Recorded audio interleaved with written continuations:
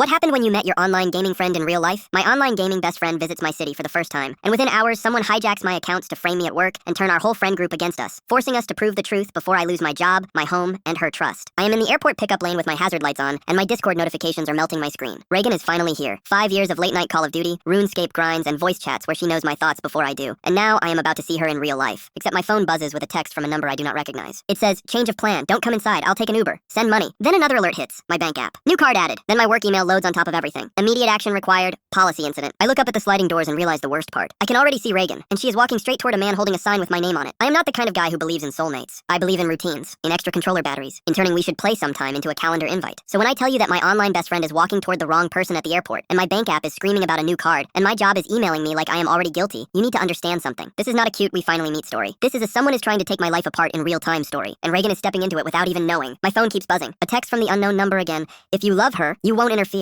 My throat tightens. I do not have time to think. I have seconds. I throw my door open and jog toward the entrance like I can outrun whatever is happening. Reagan spots me right away. She does not hesitate. She turns, suitcase rolling behind her, and her whole face changes like she is recognizing a voice before a face. But she is still moving toward the man with the sign. The man smiles at her like he has been waiting. I cut in front of them and say her name. Reagan! She stops on a dime. The guy's smile does not move, but his eyes flick to me, then down to my phone like he is checking whether I exist. Reagan stares at me, then at him, then back at me. "Okay," she says, cautious. "So, you are real." Her voice lands in my chest. Familiar. Immediate. Like I have been hearing it through a headset for years, and my brain finally stops translating. The guy lifts the sign. It says Nolan in block letters. He tilts his head. "You Nolan?" I do not answer him. Reagan pulls her phone out and angles the screen toward me. First proof. A screenshot of a text thread. Unknown number. "I'm Nolan. My car got towed. Come out to rideshare. Don't talk to anyone. I'll call you. Then, if anyone says my name, ignore them. Then, I'll reimburse you. Just hurry." Reagan's thumb hovers. I almost followed it. I swallow hard. That isn't me. The guy with the sign shifts his weight, impatient now. "Miss, I can take you. You don't want to be stuck here." Reagan looks at him like he is a pop-up ad. Then she looks at me. "Say our safe word," she says. I blink. "What?" "The one from Discord," she says. "The one you made up because you said you're paranoid." I exhale, relieved and shaken at the same time. "Blue Dragon," I say instantly. "And you said it sounded like a vape flavor." Her shoulders drop. That is the moment she believes me. And that is the moment I realize someone else has been watching us closely enough to try to become me. Reagan turns to the guy and says, loud enough for nearby travelers to look over, "I'm not going anywhere with you." The guy's expression flickers. He looks at me one more time, then walks away like he never existed. I want to chase him, but my bank app pings again. Second proof. Purchase declined. Attempted transaction, rideshare gift card. I open my work email with my other hand. Third proof. A subject line in all caps. Security alert, data exfiltration. I feel the blood drain out of my face. Grant, my team lead. The email is from him with HR copied. It says, "Do not delete anything. Do not log into any personal accounts on company devices. Join a call as soon as you receive this." Reagan watches my face change. "What is it?" I keep my voice low. "Someone is in my bank account, and my job thinks I did something." Reagan's eyes sharpen. "Like fired?" "I don't know," I admit, but it looks bad. Her jaw clenches like she is locking in for a boss fight. "Okay," she says. "Tell me what you need." That is Reagan. Even through a screen, she is the one who does not panic. She calculates. I take her suitcase handle. First, we get out of here together. We move fast toward the parking lot. My phone rings. Not the unknown number. Caleb, my roommate. I answer on speaker because my hands are full and my brain is on fire. "Dude," Caleb says, breathless. "Where are you?" "At the airport," I say. "Reagan just landed." There is a pause. Then Caleb says, "You need to come home right now." Reagan's eyes flick to me. "What happened?" I ask. Caleb lowers his voice like our apartment has ears. "Spencer came by," he says. My stomach drops. Spencer is my coworker. Same team, same building. He is also the guy who smiles like a pastor while he asks questions like a cop. "What do you mean he came by?" I ask. Caleb exhales. "He said he had to drop off your badge. He said you left it in the office." I touch my pocket automatically. "My badge is here." My fingers go numb. "Did you let him in?" I ask. Caleb hesitates. "He said Grant sent him. He said it was urgent." Reagan mouths, "Who?" I shake my head. Caleb keeps talking. "He was in your room for a minute, said he needed to use the bathroom. I didn't think." "Did he touch my computer?" I cut in. "I don't know," Caleb says, guilty. "He had his phone out the whole time." A new notification slides across my screen. Discord. Our clan server. Fourth proof. A pinned message from Asher. "Yo, why is Nolan posting Reagan's flight info? This is weird." Under it, a screenshot. My Discord handle. A message that says, "Gate changed. Reagan, don't talk to anyone. Meet me at rideshare. If someone says my name, ignore them." My throat goes dry. That is the same text Reagan got. Someone copied my voice, my habits, my paranoia, and now they are using it to make me look like a creep in front of everyone I've gamed with for years. Social escalation hits like a car. Asher's next message. "If this is some stalker thing, I'm out." People pile on. Question marks. Side comments. Someone says, "This is why you don't meet dudes from the internet." I am standing in a parking garage with Reagan beside me, and my online world is turning against me in real time. I type fast with my thumb. "I did not send that. Someone is impersonating me. Reagan is with me. She can confirm." Reagan takes my phone gently. She records a quick voice note and drops it in the server. "This is Reagan," she says clearly. "I'm safe. Nolan is right here. That message wasn't him." The chat freezes for a breath. Then it explodes again. Some people apologize. Some people double down. Asher posts, "Okay, so who the hell is doing it?" Good question. I stare at the screenshot again. There is a tiny detail I almost miss. The timestamp. Not a time of day, just the order. It is sent before my last real message, but after I'd been offline, meaning someone accessed my account while I wasn't even touching my phone. Reagan leans close. "You have two problems," she says softly. "Someone wants to isolate me, and someone wants to ruin you." I look at her. Why both? Her eyes flick to the crowd around us, then back. "Because if they get you to look guilty, I won't trust you. And if I don't trust you, I won't talk to you. And if I don't talk to you, I leave." That word hits me. Leave. The whole visit ends. The whole chance ends. I swallow. "Okay," I say. We go home. We check my devices. We call my bank. My phone buzzes with another text from the unknown number. Fifth proof. It says, she's not who you think. Reagan sees it over my shoulder. She does not flinch. She just says, they're trying to make you doubt me. I stare at the message, then at Reagan, then at the exit lane where cars stream out like nothing is wrong. I realize we are already being pushed into choices. Trust or paranoia, fight or retreat. And there is pressure now, even if nobody says deadline out loud. Because every minute we stand here, someone is using my name. And every minute they use my name, my life gets harder to put back together. We get into my car. Reagan buckles in like she has done it 1,000 times, like this is normal, like she belongs here. And that makes me want to protect this more than anything. As I pull out, my phone lights up again. A new email. HR. Subject, mandatory meeting policy violation. My hands tighten on the wheel. Reagan watches me quiet. Then she says, we handle one fight at a time. Yeah, I say, but my chest feels like the fights are stacking. At the apartment, Caleb is waiting in the doorway like a kid who broke something valuable. He looks at Reagan first, then me. Hey, he says, forcing a smile. So you're Reagan. Reagan smiles politely. You must be Caleb. Caleb nods fast. Yeah, sorry, I didn't. It's fine, Reagan says, but her tone is not fine. It is measured. We go inside. I go straight to my room. My desk chair is slightly crooked. My laptop is open. I know I closed it before I left. My stomach flips. Sixth proof. A Windows login screen shows a failed password attempt, then a successful login under my account. I didn't do that. My mouse wiggles like someone used it recently. I open the activity log. There are new files accessed. Company documents. Client spreadsheets. A folder I never touch at home. I feel sick. Reagan stands behind me. This is your work laptop? I nod. She doesn't yell. She doesn't shame me. She just says, why is it here? I sometimes work from home, I say. We rotate. Her eyes narrow. Do you game on it? No, I say too fast. She lifts her chin like she is waiting for the truth. I exhale. I mean, sometimes I open Discord just to talk, not to download anything. Reagan nods once. Okay, that's the crack they used. Caleb hovers in the doorway. Spencer was in here, he says quietly. He said he needed to use your printer. I turn on him. My printer isn't even plugged in. Caleb's face crumples. I know, I'm sorry. I take a breath. I cannot explode at Caleb. It won't fix anything. I open my email on my phone. Grant is sending another message. Seventh proof. HR has received complaints. Do not discuss with coworkers. Preserve evidence. Evidence. I look at Reagan. She's already pulling up her own screenshots, scrolling, organizing like she's building a case file. I'm going to take pictures of your screen, she says. Do not close anything. I want to say, how are you this calm? But I know the answer. This is not her first time being targeted online. I hear Caleb behind me whispering, is this about Reagan visiting? I spin in my chair. Why would it be about her? Caleb swallows. Because Spencer asked about her, like, a lot. He asked when she got in. He asked if she had a last name. He asked if she was pretty. Reagan's fingers pause on her phone. I feel heat rise behind my eyes. Spencer knows about Reagan? I never talk about her at work. Not like that. Not enough for Spencer to be curious. Unless Spencer already knows. Reagan meets my gaze. In her eyes, I see something I haven't seen yet. Recognition. Tell me, I say softly. Do you know that name? Reagan's mouth tightens. Maybe. That one word makes everything tilt. Maybe. Not no. Not who. Maybe. My phone buzzes again with a bank alert. Eighth proof. Your password was changed. I open my banking app. My security questions are different. Someone is actively pushing me out of my own life. Reagan's voice stays steady. Call the bank. Put it on speaker. I dial. While it rings, my Discord server blows up again. Asher tags me. Nolan, someone just posted in general chat that you paid Reagan to come here. Like some escort thing. Dude, what is happening? My vision tunnels. That is not just weird. That is reputation destruction. I glance at Reagan, horrified. Her face goes cold in a way that scares me. She opens Discord and taps her messages. Ninth proof. A DM from a burner account. It says, you're not special. He pays for girls. Then, send me your location or you'll regret it. Reagan shows it to me. I feel my fists clench. This is not random trolling. This is targeted, personal, coordinated. The bank rep answers. I do the whole verification dance. I hear myself say, I think my account has been compromised. The rep asks if I've shared my phone with anyone. I look at my open laptop. I think about Caleb letting Spencer into my room. I say, someone had access to my devices. The rep puts an extra lock on the account and starts reversing changes. She says, we see multiple attempted charges. We've blocked most. Most, I echo? She lists them. Rideshare gift cards. A hotel deposit. A gaming marketplace purchase. All in the last stretch of time I've been driving and standing in an airport and trying to hold my life together. Financial escalation is not theoretical. It's active. The rep says, we also see a transfer attempt. My stomach drops. To where? She gives a partial. Not a full number. Just enough to identify it as a payment app handle. It is a name I recognize. Spencer. My heart seems to stop. Then start again, harder. I look at Reagan. She's staring at the phone like she heard it too. The rep asks, do you authorize any of these? No. I say, voice shaking. No, none. She says, we'll open a fraud case. A case. Something official. Institutional gravity creeping in. We hang up. Caleb says, I can call Spencer. I can. No. I snap. Then I soften. No, not yet. Reagan steps closer to me. Her hand brushes mine. It's the smallest touch. It grounds me. Then she says, we need your work to know you're not hiding. I nod, even though fear spikes. Grant and HR already think I'm guilty. If I show up frantic, it looks worse. If I don't show up, it looks like I'm running. Reagan says, you go to that meeting. I come with you. I blink. You can't. It's work. She lifts her phone. I'm not going into the room. I'm going to sit in the lobby and keep collecting proof while you talk. Proof. I hate that we are here. I hate that our first real day is turning into an investigation. But I also feel something else. We are a team already. Like we've been just with higher stakes. I grab my laptop. I shut it down the right way. I take pictures of the logs first. Reagan makes sure. Then she says,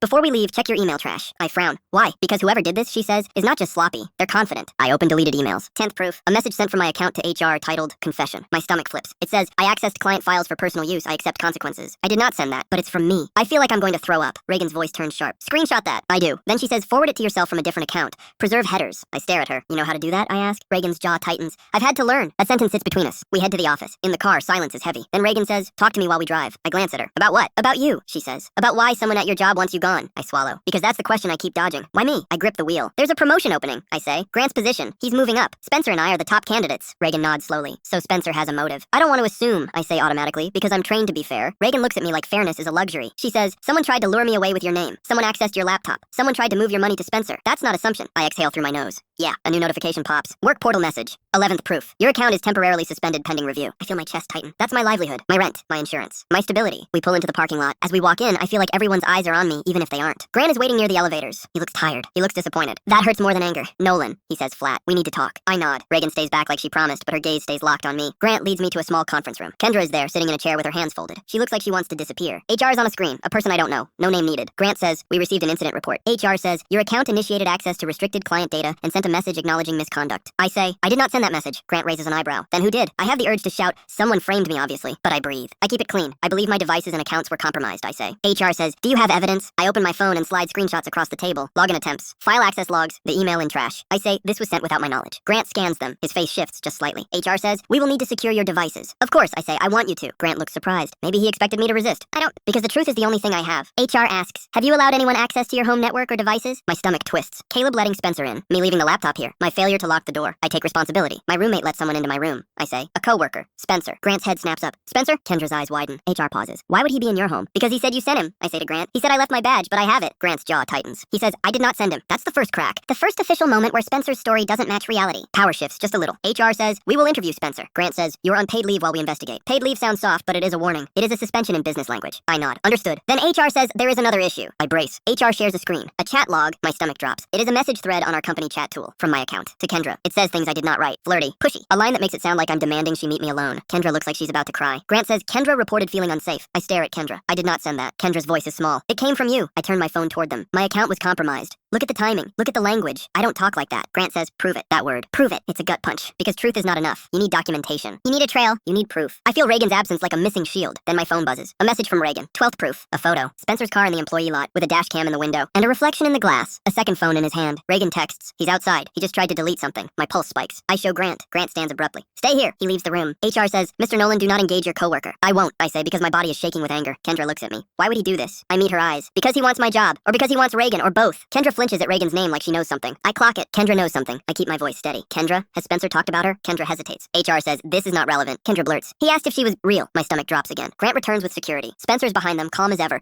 like he's walking into a meeting he scheduled. Spencer smiles at me. Hey man, heard there's an issue. I stare at him, and I feel something colder than rage. Certainty. This is him. Spencer looks at Kendra and says, I'm sorry you got dragged into this. Kendra looks down. Spencer looks at Grant. I can help clear things up. Grant says, why were you in Nolan's home? Spencer's smile stays fixed. To drop off his badge. I was trying to help. Grant holds up my badge that he took from me earlier. He had it. Spencer's eyes flicker. Just a twitch. But I see it. He recovers. Then I must have been mistaken. Grant says, did you access his laptop? Spencer laughs lightly. No, why would I? HR says, Spencer, your access logs show a sign-in to Nolan's account from your workstation. Spencer's smile tightens. He could have logged in on my machine. We share desks sometimes. We do not. He is lying smoothly. Then Reagan steps into the doorway. She doesn't come in. She stays in the hall. But she is visible. Spencer sees her, and something flashes in his eyes. Not surprise. Recognition. Like he just got caught by someone he didn't expect to meet in person. Reagan lifts her phone, recording. Spencer's voice changes. Reagan. The way he says it is quiet. Intimate. Like he said it 1,000 times. My skin prickles. Because I have never introduced them. Not officially. Not with faces. Reagan's mouth is set. Hi, Spencer. Grant looks between them. You know each other? Spencer recovers fast. Online. I'm in the same gaming circles. Small world. Reagan's laugh is humorless. Small world is right. HR says, Reagan is not an employee. Grant says, she shouldn't be here. Reagan raises her phone. I'm leaving. I just want one thing on record. Grant looks wary. What? Reagan says, Spencer has been contacting me from burner numbers using Nolan's name. Silence. The air changes. HR says, do you have evidence? Reagan taps her screen and projects it to Grant. 13th proof. Screenshots of the unknown texts. The same wording. The same threats. A pattern. Then Reagan scrolls. 14th proof. A Discord server log. It shows Spencer's handle linked to the burner account through a connected email. Reagan says, he forgot to unlink a backup email. Spencer's face goes still. Grant's mouth opens slightly. For the first time, Spencer looks nervous. Power shifts. This is one of the proof that flips the dynamic. Because it stops being Nolan's word against a coworker. It becomes a documented pattern of manipulation. Spencer says, that's fake. Reagan's voice stays calm. Then you won't mind HR pulling the metadata. HR says, we will. Grant says, Spencer, hand over your devices. Spencer's jaw tightens. You can't just... Grant says, we can, under policy. Institutional escalation locks in. Spencer looks at me. His eyes are sharp now. No charm. He says, low. You have no idea what you're involved in. My stomach drops, because that sounds like a threat, without being a threat. Reagan steps back, calm but alert, like she expected this. Grant escorts Spencer out with security. HR says, we will continue this investigation. Kendra looks at me like she just realized I might be telling the truth. Her voice cracks. I'm sorry. I nod. I get it. Grant says, Nolan, go home. Don't contact anyone. I stand up, dizzy. Reagan meets me outside the room. We walk out together. In the lobby, she stops. She looks at me like she's bracing for impact. I need to tell you something, she says. My chest tightens. Okay, she swallows. Spencer isn't just some coworker who found your Discord. I stare at her. This is the moment the ground shifts. The twist edges into view. Reagan's voice is quiet. He's been in my life online for a long time. I feel cold spread through me. I manage. How? Reagan looks away, then back. Because he's not Spencer online. My throat tightens. What do you mean? Reagan says a name. Not a real name, a handle. A username we've both seen. The one that always shows up when drama hits the server. The one that always claims to have proof but never shares it. The one one that DMs people privately and makes them paranoid. I feel my blood turn to ice. Reagan says, he's been doing this to people for years. I stare at her. And you didn't tell me? Her eyes shine. I tried, but every time I got close, he would do something to remind me he could hurt people I care about. I swallow. So you came here knowing this might happen? Reagan nods, barely. I came here because I wanted to meet you, and because I wanted it to end. My heart pounds. I feel two feelings collide. One is relief that she didn't lie about who she is. The other is hurt that she walked into my life with a war already happening. I say carefully, were you using me as bait? Reagan flinches like I slapped her. No, she says fast. I didn't want you involved. I wanted you safe, but he's attached to you. He's obsessed with you. Why? I ask, voice breaking. I'm not special. Reagan's laugh is bitter. You are to him. I blink. Reagan takes a shaky breath. Because you keep winning without playing his game. That sentence feels like a puzzle. Reagan keeps going. You don't gossip. You don't flirt for attention. You don't use people as content. You just show up, and he can't stand it. I rub my face. My brain is overloaded. Every new message makes me look guiltier to people who already decided. Then my phone buzzes again. A notification from the apartment complex app. 15th proof. Notice of lease violation. Unauthorized occupant and disturbance complaint. I stare at it. Reagan leans in. What is it? I show her. Financial escalation comes back with teeth. Because lease violations mean fees, eviction risk, and my income is already in danger. Reagan's face hardens. He's hitting every angle. We drive back to the apartment. Caleb is waiting with a haunted look. He holds up his phone. Delaney texted me, he says. Front office. She says someone called claiming there's an unsafe guest and you're running some kind of scam. Reagan's eyes flash. Delaney is my neighbor and works the office. I know her. She's not dramatic. If Delaney is worried, Spencer has already planted something convincing. We walk into the office. Delaney is behind the counter, arms crossed. She looks at me with the polite smile people use when they're trying not to accuse you. Nolan, she says, we got a complaint. I keep my voice calm. From who? Delaney slides a printed email across the counter. 16th proof. It says, I'm a resident. Nolan is harboring a stranger. She's taking pictures of cars and doors. I fear for my safety. Delaney looks at Reagan. Is that you? Reagan's voice stays steady. No. Delaney's eyes narrow. Then why did someone send a Ring camera clip of your hallway with a caption saying you're casing apartments? My stomach flips. Ring camera clip. Another proof. 17th proof. Delaney plays it on her phone. It shows Reagan in our hallway, looking down at her phone, turning slightly toward doors. If you want to spin it, it can look like she's counting units. But I know the truth. She was trying to get service to call her sister. Reagan's hand tightens around her own phone. I have my call logs. She opens them instantly. 18th proof. Calls to Tessa that fail, then succeed. Reagan shows Delaney. I'm calling my sister. I'm not looking at your doors. Delaney looks torn. Then I say,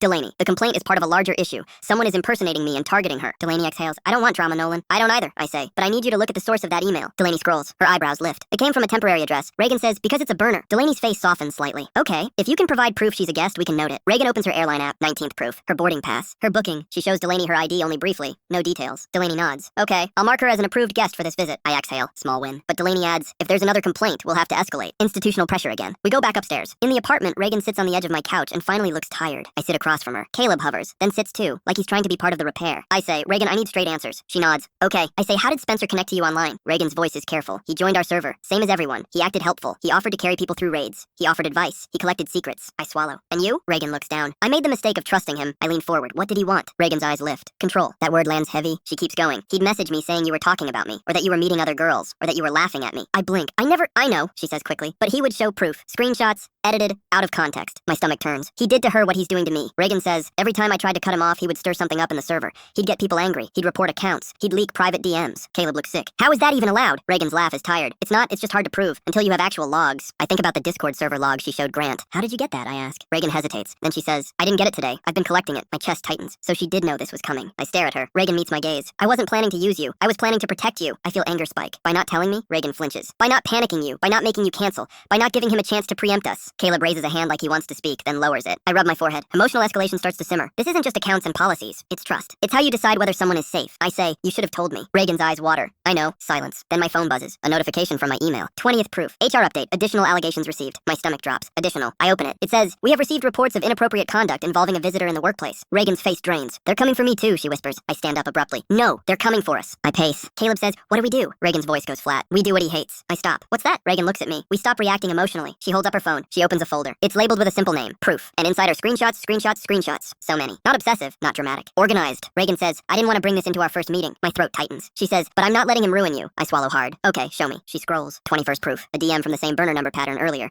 telling her to stay away from Nolan and calling me a fraud. 22nd proof. A screenshot of a server moderation notice. User reported for harassment. Investigation pending. The user is me. I never got that notice before. Reagan says, he's been building a narrative, slowly. I stare at my own name on a warning. Reagan says, today he tries to finish it. I sit down again, dizzy. Reagan's hand reaches across the coffee table. She doesn't grab me. She just rests her fingers on mine. It's quiet support. It breaks something open inside me. I say, why did you keep playing with me for 5 years? Reagan smiles faintly, sad. Because you made it feel safe. I swallow. And now I'm not safe. Reagan shakes her head. You're still you. He's the problem. I exhale slowly. Then I say, we have to finish this the right way. Reagan nods. Agreed. I open my laptop again, but this time I keep it offline. We use her phone hotspot instead. We start pulling every log we can. Discord login history. Email sign-ins. Bank fraud case number. Work portal timestamps. We take screenshots and save them to a shared folder. Not in the cloud at first. Locally, then backed up. We call Tessa. Reagan's sister. She answers immediately. Reagan? Tessa says anxious. Are you okay? Reagan says, I'm okay. Okay, I need you to do one thing. Tessa's voice steadies. Tell me. Reagan says, if someone contacts you claiming I'm in danger, do not engage. Screenshot and send it to me. Tessa says, is someone doing that again? Again. My stomach twists. Again means this has happened. Reagan closes her eyes. Yes. I feel anger so hot it scares me, but I keep it contained. Because Reagan is right. He wants reaction. He wants chaos. We need clarity. Another ping. A notification from the gaming platform. 23rd proof. Your account has been reported for harassment. Temporary suspension pending review. No, not that. My account is how I unwind. It's how I connect. It's how I know Reagan. If they ban me, he isolates me again. Reagan's voice turns sharp. Appeal now! I open the email. It includes a report ID. It includes a link to evidence. I tap it. It shows chat logs from my account. Slurs, threats. Things I would never say. I feel nauseous. Reagan says, it's fabricated, but we can prove it. How, I ask. She points. Look at the time zone stamp. It shows a different region. Not mine. Not hers. Reagan says, he used a VPN or remote access, but the platform logs will show the device fingerprint. I swallow. We don't have access to that. Reagan says, we request it through support. Institutional escalation expands into another institution. Platform policy. We submit the appeal. We attach screenshots of my HR case, the fraud case number, the burner texts. We make it easy for a reviewer to follow. My plan is simple. Make them look at logs, not vibes. Then my phone buzzes with a voicemail. Unknown number. I play it. 24th proof. Spencer's voice. But distorted. Like he's using a filter. He says, you can be a hero or you can be unemployed. Choose. My skin crawls. Reagan's eyes narrow. She says quietly. He's slipping. I stare at her. You recognize it? Reagan nods once. That's him. That's his cadence, his breathing. My heart pounds. Because that means Reagan has been hearing Spencer's voice for a long time. And she still chose to come. I feel something shift. Not just romance. Respect. Trust rebuilt through fire. We need a final confrontation, but not reckless. We decide to let institutions do what they do, with proof in hand. Grant calls. I answer. Grant's voice is tense. Nolan, HR needs another meeting. My stomach drops. About what? Grant says, Spencer claims you are collaborating with Reagan to fabricate evidence. He says you orchestrated the texts to frame him. Of course he does. I say, Grant, I have a fraud case number. I have device logs. I have a voicemail. Grant pauses. Voicemail? I forward it. I forward everything. Then I say, I wanted security to pull the building access logs. Spencer visited my apartment because he had my key fob. Grant exhales. He shouldn't. I know, I say, which is why it matters. Grant says, be ready. The next meeting happens in a different room. More official. More bodies. Security. HR. Grant. Spencer is there again, sitting with his hands folded like a choir boy. Kendra is there too, eyes red like she hasn't slept. I walk in with my head high because I can't afford to look guilty. Reagan waits in the hall again. But this time she is not just waiting. She is on a call with Tessa, recording her screen, ready to capture anything. HR starts. They lay out claims. Data access. Harassment. Financial fraud. Spencer says, smooth. I tried to help Nolan. He's unstable. He got obsessed with a girl online and now he's spiraling. I feel rage flare, but I breathe. I say,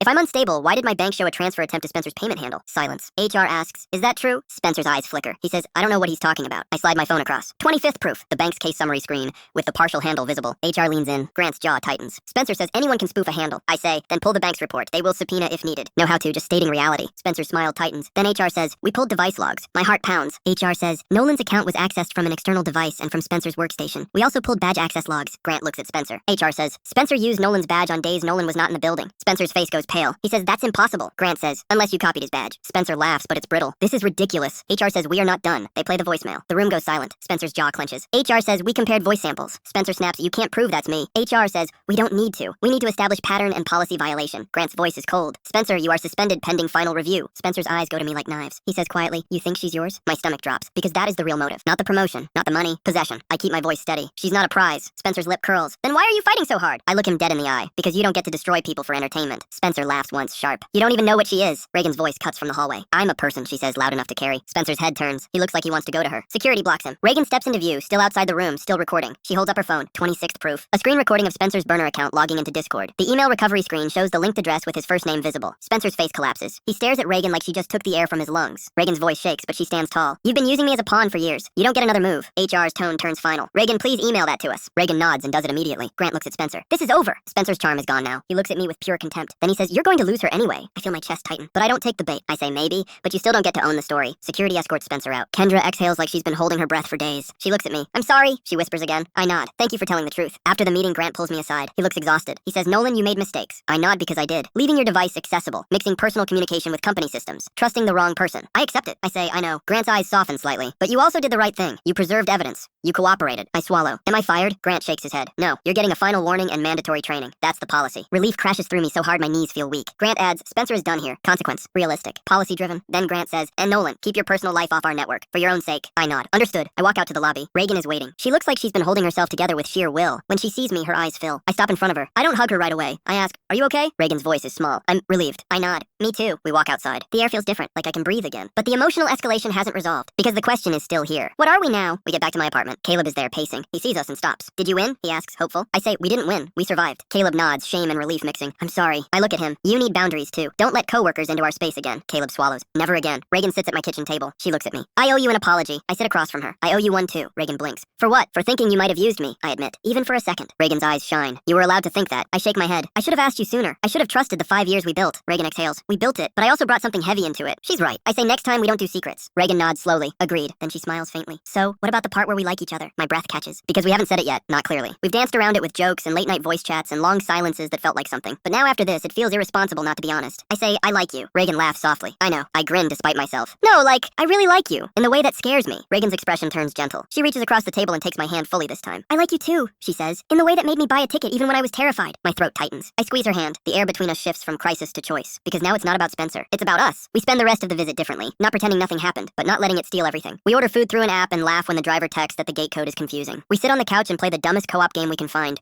because we need something that doesn't feel like a battle. At some point, Reagan leans her head on my shoulder. It's simple. It's not dramatic, but it feels earned. Then my phone buzzes with an email. Final proof. My phone buzzes with an email while Reagan's head is still on my shoulder. Subject. Case closed. Access restored. It's from the gaming platform. It says my account is reinstated, and the report is reversed due to evidence of unauthorized access. It includes a case ID and a line that makes my chest loosen. We confirmed access from a device not associated with your login history. I show Reagan. Her eyes widen. So you weren't lying. I wasn't, I say, and my voice cracks anyway. Then another email lands. HR. Subject. Investigation outcome. My hands shake when I open it. The first line is blunt and merciful. No policy violation found for Nolan. Below that is the part HR always adds, even when you're cleared. A reminder about passwords, badge security, and reporting. Attached is a screenshot from the access system. A list of badge taps, door names, numbers that don't care about anyone's feelings. Spencer's badge shows up at my building door. Not mine. His. Then a second email lands. And it is the kind you don't know you need until you're holding it. It's from building management. Subject. Access review complete. The message is short, almost bored. Like this happens every day in a city full of people who think rules don't apply to them. They confirm the guest code Spencer requested is permanently disabled. They confirm my unit is removed from any shared access list. They attach a screenshot of the access dashboard with a note circled. Attempted entry denied. Under it, there's one line that makes my shoulders drop for the first time since the airport. Your lease is not at risk. I stare at that sentence like it's water after being stranded. Then my gaming account pings. Support ticket update. They confirm what I already suspected,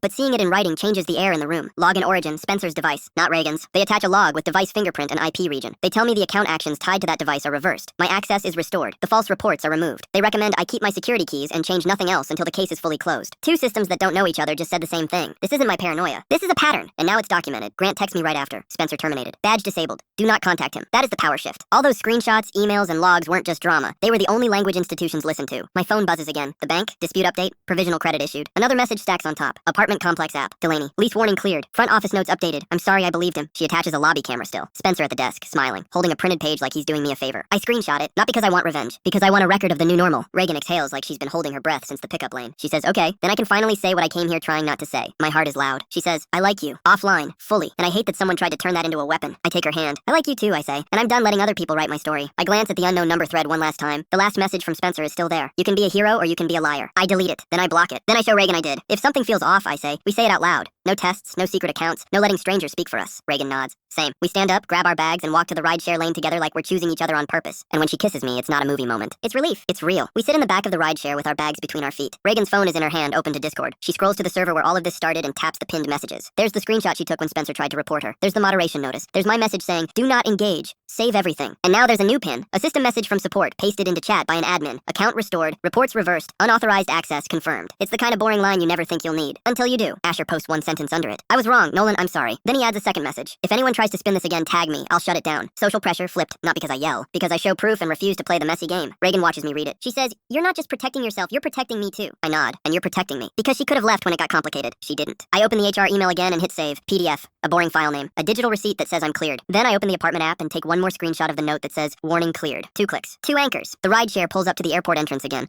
Like the story is trying to close the loop. Reagan turns to me. Promise me something, she says. Say it, I tell her. If your life starts falling apart again, she says, don't try to carry it alone just because you're embarrassed. My throat tightens. I promise, I say. Then I do something I've never done with anyone I've met online. I open my notes app and type it out right in front of her. Boundaries. 1 line at a time. No sharing passwords. No secret accounts. No letting a third person translate our feelings. If someone crosses a line, we go to the institution with logs, not rumors. Reagan smiles and adds 1 line herself. If we're scared, we tell the truth anyway. I screenshot the note. I send it to her. Not romantic, just real. Then my phone buzzes one last time. It's Grant. A forwarded security notice. Unauthorized badge duplication confirmed. Access revoked. That's the consequence. Not public humiliation. Not revenge. Just reality. Reagan leans in and kisses my cheek. See you soon, she whispers. I watch her walk toward the doors. And for the first time in a long time, I don't feel like I'm bracing for impact. I feel like I'm building something, and I have the proof to keep it safe.